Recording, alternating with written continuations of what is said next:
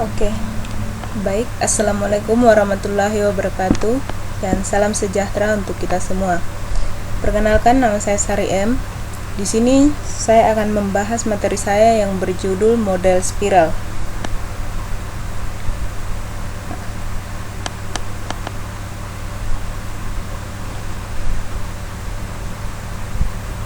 Model spiral atau spiral model adalah salah satu bentuk dari metode pengembangan perangkat lunak atau yang disebut SDLC, Software Development Life Cycle, yang sangat populer digunakan dalam bidang teknologi informasi. Model spiral adalah gabungan dari model prototyping dan model waterfall dengan penekanan yang tinggi pada analisis resiko setiap tahapannya. Sesuai dengan namanya, bentuknya itu bersifat iteratif atau berulang dengan mengontrol aspek yang teratur atau sekuensi linear.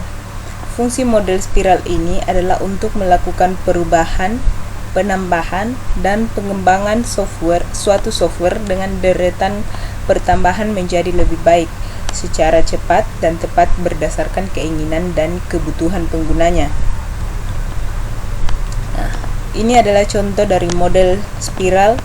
Di sini ada beberapa tahapan-tahapan. Yang pertama customer communication, kemudian planning, kemudian risk analysis, kemudian engineering, kemudian construction dan release, kemudian customer evaluation.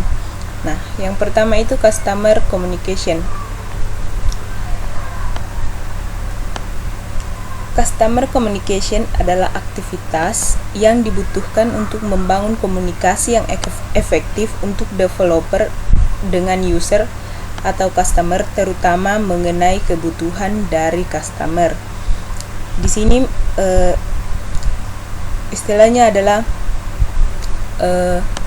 waktu di mana si perancang dari sebuah sistem informasi atau si pembuat dari sebuah sistem informasi berkomunikasi dengan user atau customer.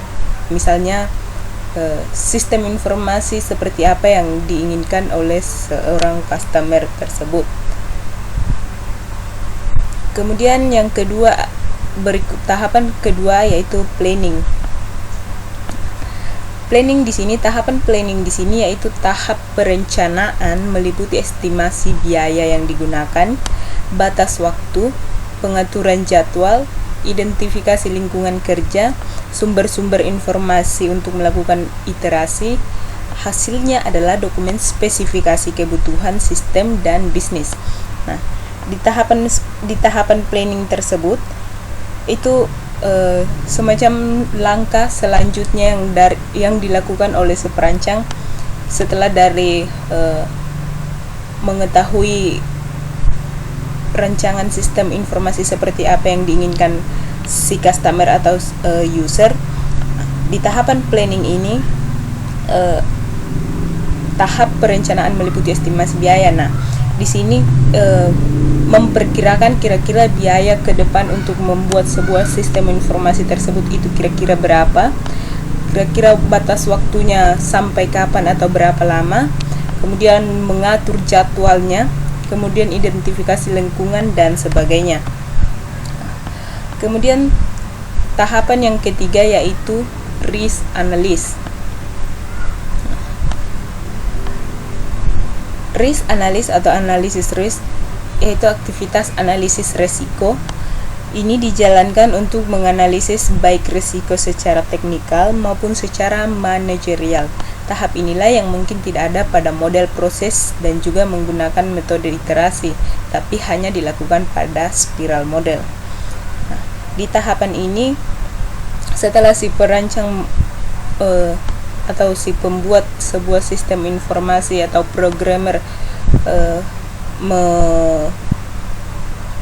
merencanakan sebuah sistem informasi yang akan digunakan. Nah, di sini kemudian si perancang akan menganalisis resiko-resiko yang akan dihadapi secara baik itu secara teknikal maupun secara manajerial. Kemudian yang keempat yaitu engineering. tahap rekayasa atau engineering. Aktivitas yang dibutuhkan untuk membangun satu atau lebih representasi dari aplikasi secara teknik. Pada tahap ini yang dilakukan adalah sebagai berikut: menguji, coding dan mengembangkan software, kemudian menginstal software, kemudian membuat prototipe, kemudian mendesain dokumen, kemudian meringkas suatu pengujian software, kemudian membuat laporan atas kekurangan dari software agar segera diperbaiki. Kemudian yang kelima, construction dan release. Construction dan release itu aktivitas yang dibutuhkan untuk develop software, testing, instalasi, dan penyediaan user customer support seperti training penggunaan software serta dokumentasi seperti buku manual penggunaan software. Nah, di tahapan ini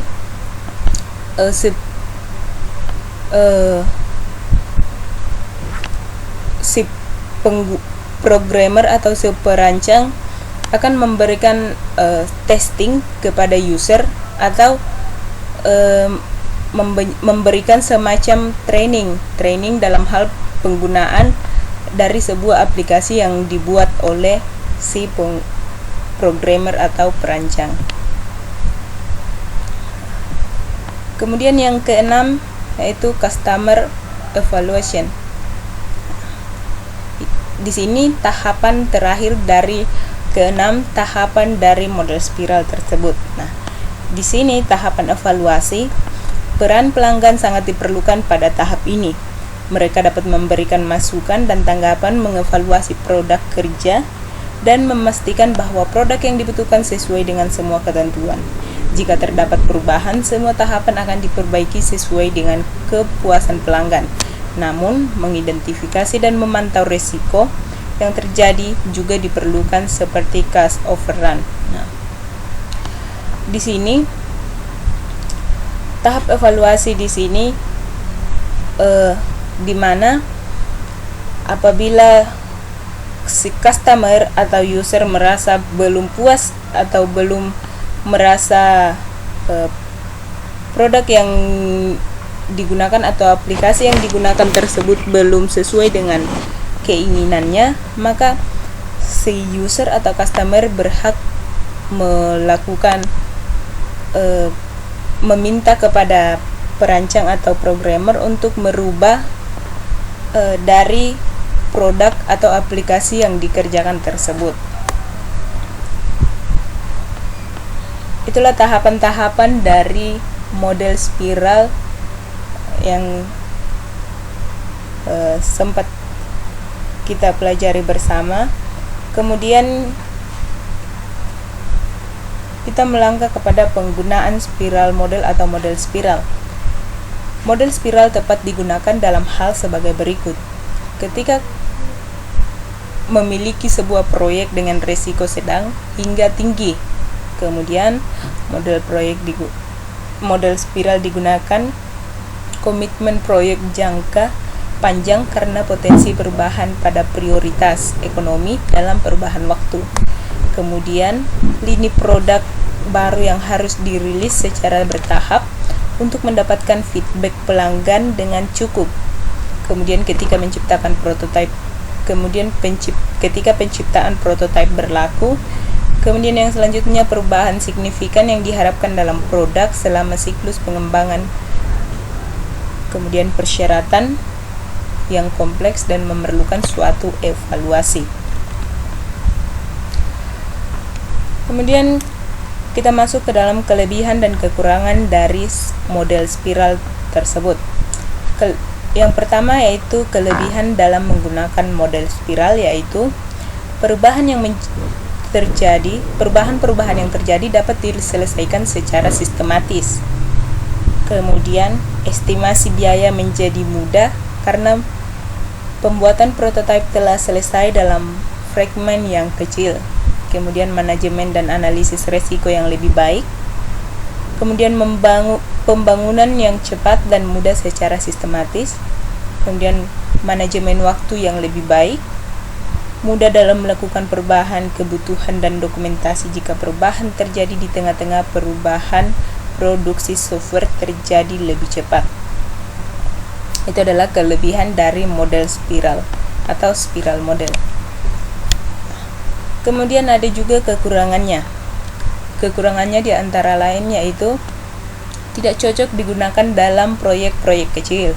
Nah, seperti di kelebihannya tadi, model spiral tersebut hanya dapat digunakan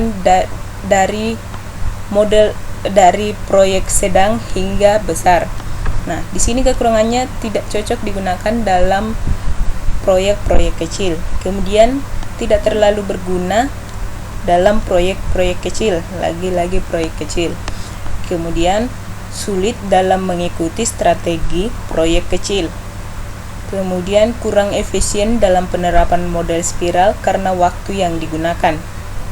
Kemudian membutuhkan sumber pengalaman sebagai proses sehingga sangat kompleks.